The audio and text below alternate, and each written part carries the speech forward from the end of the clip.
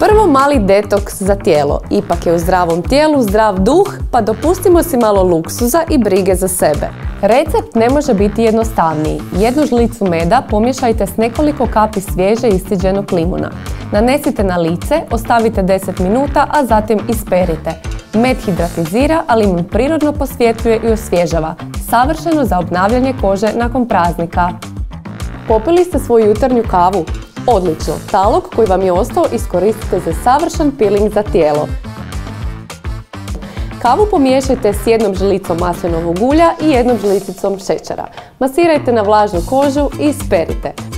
Ovaj peeling omekšava kožu, potiče cirkulaciju i miriše predivno, a realno savršen je dio jutarnje rutine.